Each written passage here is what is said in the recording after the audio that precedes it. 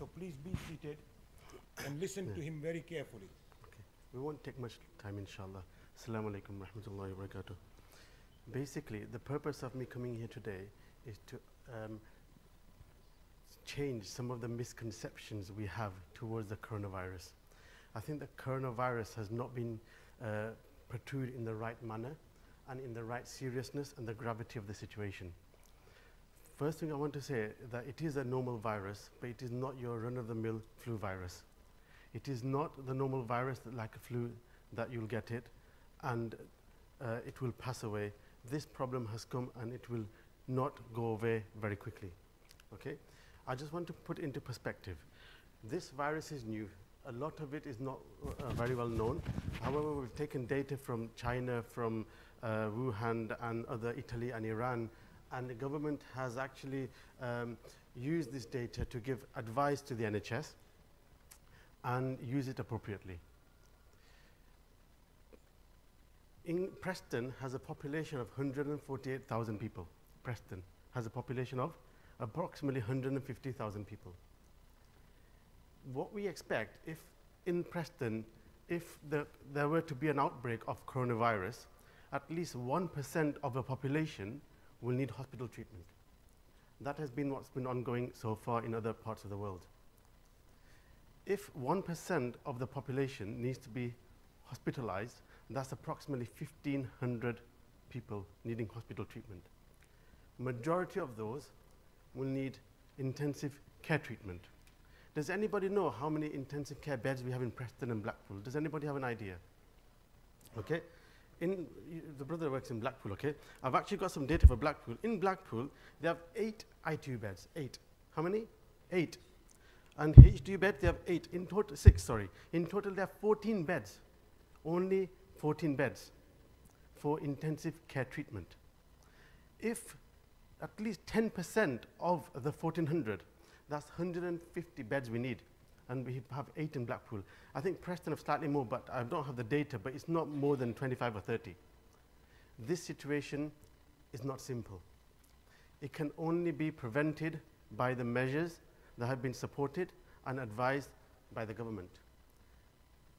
And what we can do as a community is that we can try to slow the spread of the virus down by taking certain measures so that we don't hit the peak. We want to reduce the peak as much as possible. Therefore, we can achieve that by slowing the outbreak down as much as possible.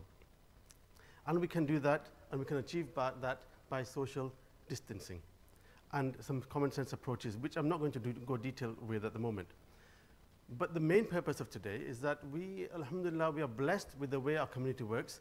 We gather a lot, we are very close to each other, and the way our prayers work as well, alhamdulillah, we also have benefits of that as well. For example, when we come to pray in the Masjid and Jummah prayers, for example.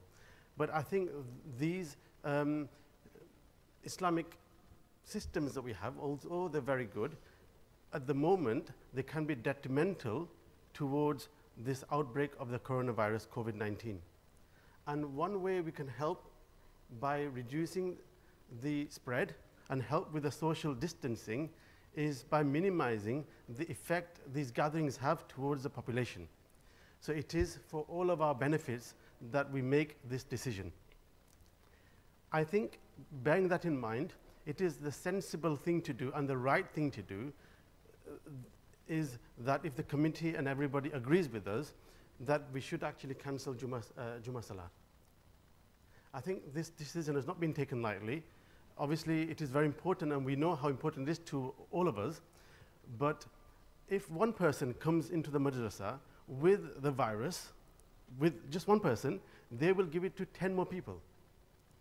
That 10 more will give it to 1,000 more people, and that's how it's spreading.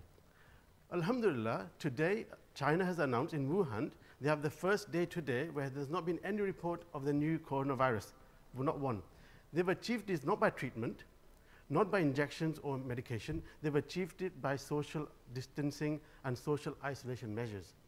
This can be done, and I think we as Muslim community, we need to support our community members, we need to support the government and the local medical members in this manner so that we can achieve our targets, inshallah.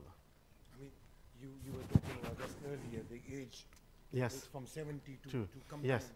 Today's report. Yes, today's report, yes, that's a good one. So that's for Jummah. I think other namaz also in Jama'at, I think there have been some measures addressed and they were discussed in the meetings. But some patients are more, they're more, some patients are more susceptible to complications of the virus, not by just getting the virus. The complicated virus affects them more. And generally the population over the age of 60 who have certain conditions, okay? For example, heart disease, neurovascular conditions, diabetes, lung conditions, asthma, COPD, cancer, and there is a list of other illnesses as well, which I can discuss in private if anybody needs to. However, these patients are more susceptible in having complications of the virus, and they are probably the population that will need hospital treatment. And therefore, the prevention is definitely better than the actual illness itself.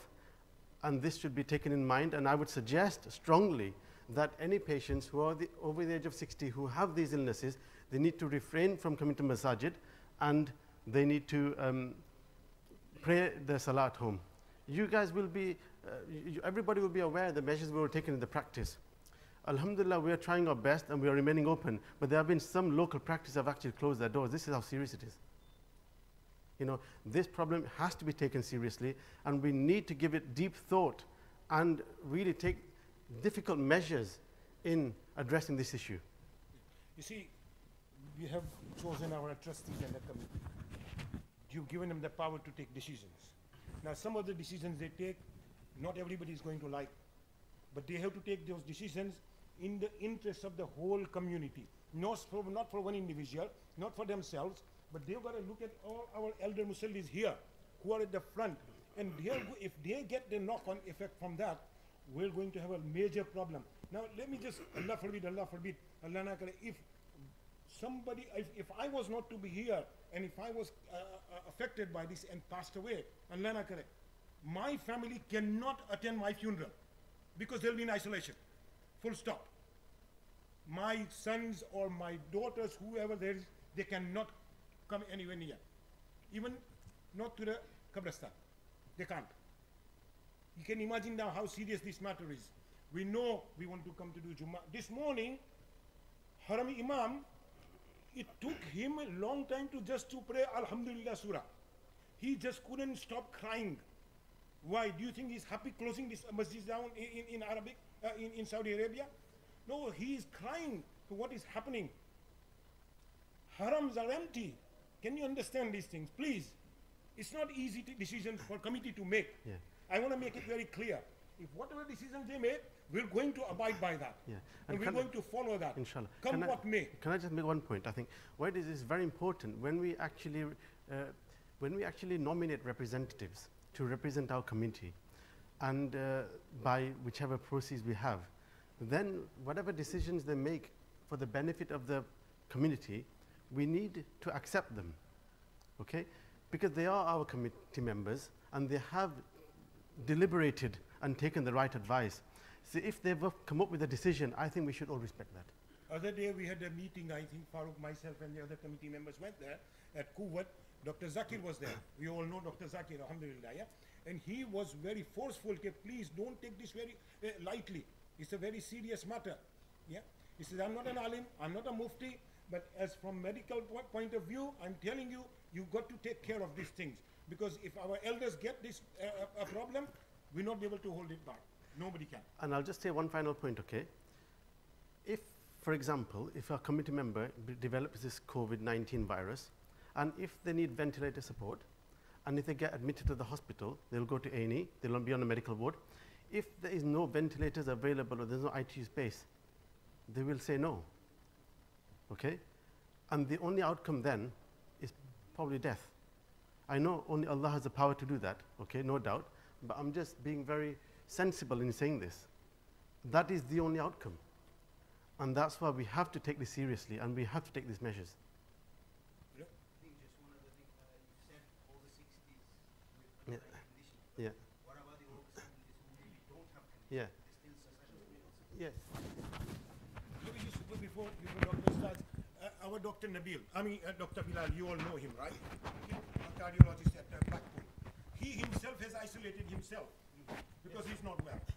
Now you can imagine the seriousness of this nature. Assalamu alaikum wa rahmatullahi wa barakatuh. My name is Dr. Abdul Moni. I'm one of the consultants in Emergency Department, Blackpool Hospital. I have just need to clarify some points regarding specifically the question you have asked. The guideline says that more than 70 with no even any underlying disease has to avoid getting in any social gathering. Full stop.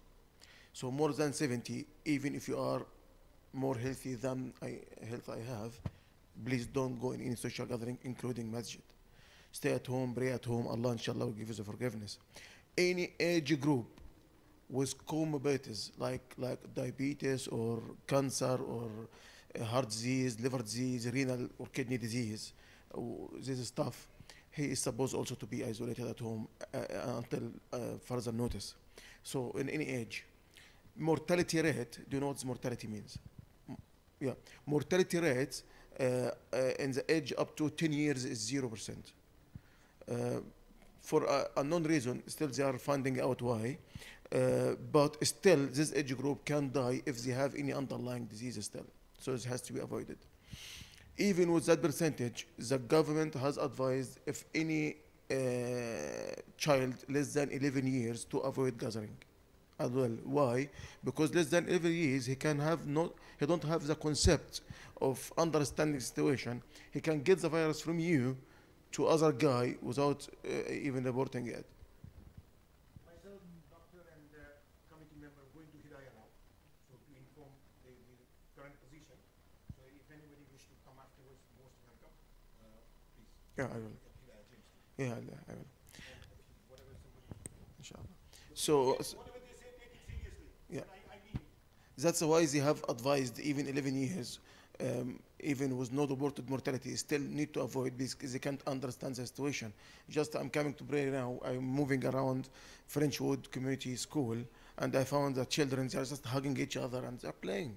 So if any one of them has got the virus from any other adult, he just transferred to that other child, and this is the child who will get you back to you, and you are actually vulnerable to have that disease. This is the seriousness of the issue.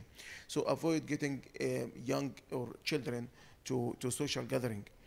I have noticed in that mosque and also in Hidayah Mosque that people are still coming to do wuzu here, still coming to go for toilet here. Please don't do that.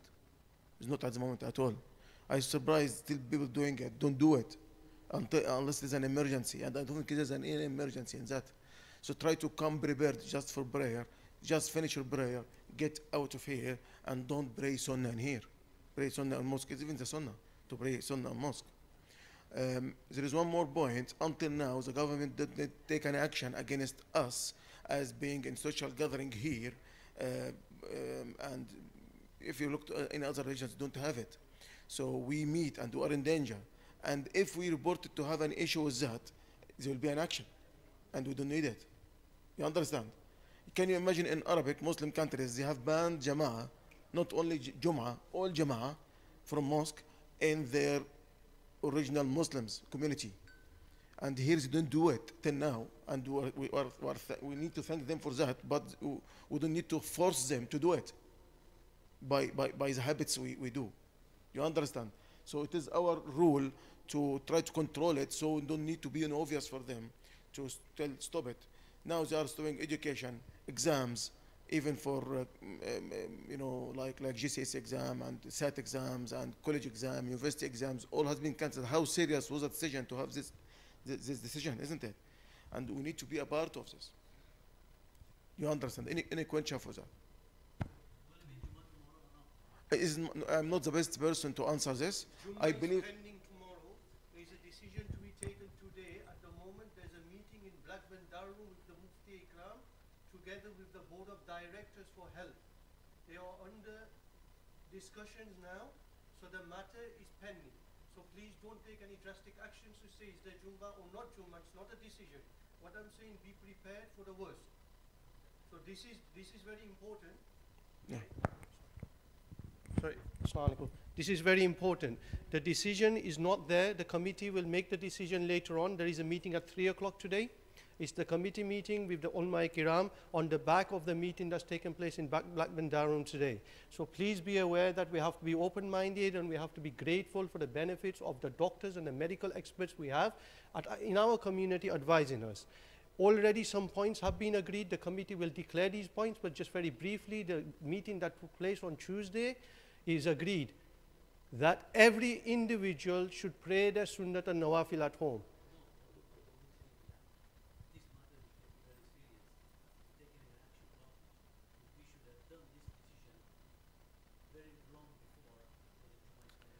I agree with you, but I'm not in a position to, yeah, I agree with you. Yeah, I agree with you. We're not in a position to answer that because I'm not in the capacity of a committee member. However, I can assure you the committee has taken it seriously and they have had many meetings. They will know tonight. You will know your decision today. You will have a decision today. I told you there's a meeting at 3 o'clock, so you will have your decision. But Kerr, just to close. Well, just tell them, okay? It's ongoing all the time, so you Yeah. can't give decisions every hour. Yeah. It changes. It changes every hour. The request is if everybody would pray their sunnat and nawafil at home, this is a nice way to introduce it straight away. Yeah? Jazakallah. Akhiru dawan alhamdulillah rabbil alameen.